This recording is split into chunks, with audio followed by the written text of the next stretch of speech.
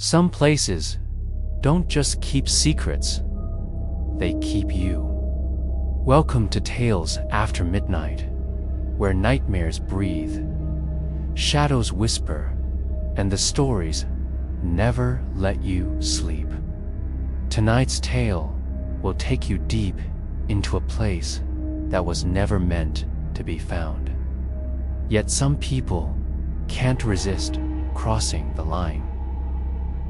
On the outskirts of a small, rain-soaked town in Maine, there was a forest that no one entered after dark, not because of wild animals or dangerous terrain, but because of what locals called Hollow's End.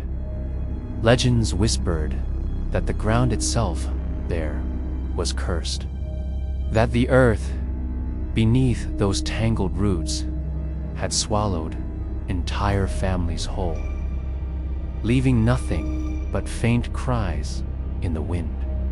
Most people dismissed it as folklore meant to scare kids away from wandering too far. But 22-year-old Daniel Reeves was not most people. Daniel had always been drawn to the strange and unexplained, posting urban exploration videos on his growing YouTube channel.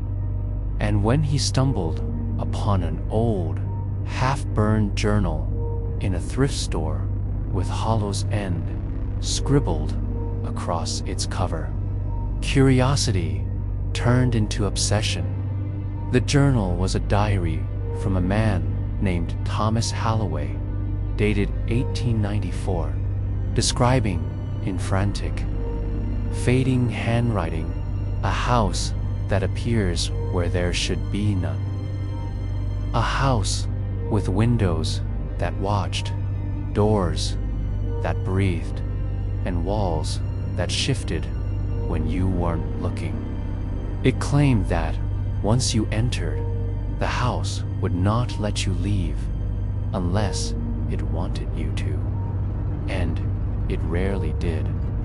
Daniel's best friend, Mason, warned him to leave it alone, reminding him of the countless people who had gone missing in the hollow. Their names only whispered at the annual town gathering. But Daniel was convinced the journal was just the lead he needed to blow up his channel. So, on a fog-heavy October night, with only his camera, flashlight, and backpack, Daniel set out into the forest. The deeper he went, the quieter the woods became, as though the trees were holding their breath. At first, there was no sign of any house, just endless, gnarled trunks and damp moss underfoot. But then, through the fog, shapes began to form. A slanted roof, rotting wooden walls, a crooked porch. The house from the journal, sitting in a small clearing, as if it had been waiting for him. The moment Daniel stepped into the clearing, his camera flickered. The battery reading dropped from 89% to 2%, and every hair on his body stood on end. Still, he pushed the door open, and it groaned like it was waking from a deep sleep. Inside, the air was cold and heavy, smelling faintly of soil and something sweet, almost like decay. His flashlight beam slid across peeling wallpaper, old portraits whose eyes seemed to follow him, and hallways that appeared longer when he looked back. Then he heard it, a faint creak from upstairs, slow and deliberate. "Hello," he called out, his voice shaky. No answer, but the creak came again. Closer, this time. Daniel started up the staircase, each step whining under his weight, until he reached the top landing. There were 3 doors, all slightly ajar, but only one seemed wrong. The wood was darker, as if stained, and the brass handle was warm to the touch. He pushed it open to find a bedroom frozen in time. The bed perfectly made, curtains drawn. A rocking chair in the corner, swaying, though there was no breeze. On the desk was a single object, an old, dust-covered mirror with a frame carved in intricate, twisting patterns that almost looked like faces. As Daniel stepped closer, the glass shimmered, and in it, his reflection was not his own. The figure, staring back, was pale, with sunken eyes and a mouth stretched into a too-wide grin. Then it spoke, though its lips didn't move. "You're late." Daniel stumbled back, hitting the rocking chair, which stopped instantly, as if scolded.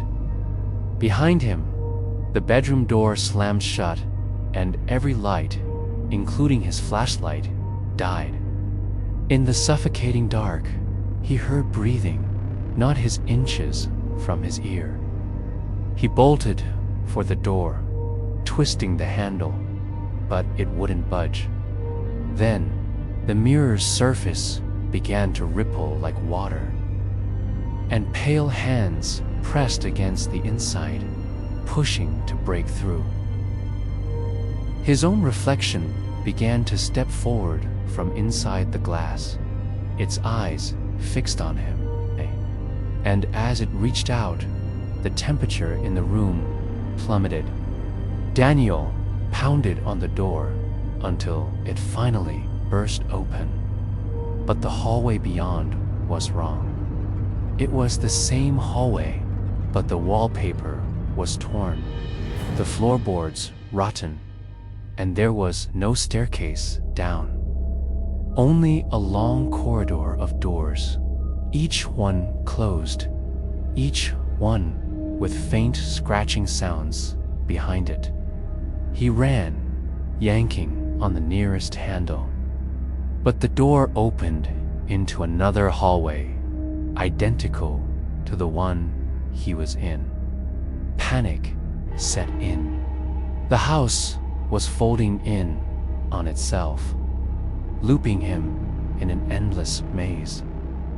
Then, from somewhere deep in the walls, a voice, the same voice from the mirror, whispered, "Stay, you belong here."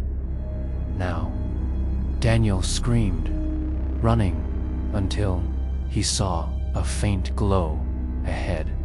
It was another mirror, freestanding in the middle of the corridor. But this one showed him outside, in the clearing, the forest behind him.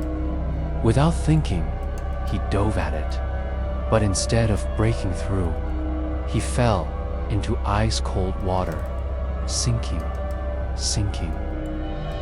until he realized he was not underwater, but standing in the house's living room again, the front door wide open. Morning light streamed in, and the forest beyond looked normal. Shaking, gasping, he ran out, not daring to look back. When he finally reached the edge of town, Mason was waiting, pale and wide-eyed. "Where have you been?" Mason asked. "I told you I'd be back tonight," Daniel said. But Mason shook his head. "Daniel, you've been gone 3 weeks." Daniel's stomach dropped. He turned back toward the forest, and for just a second, through the trees, he saw the house again. Only now, in the upstairs window, a pale figure with sunken eyes and a wide grin was watching him.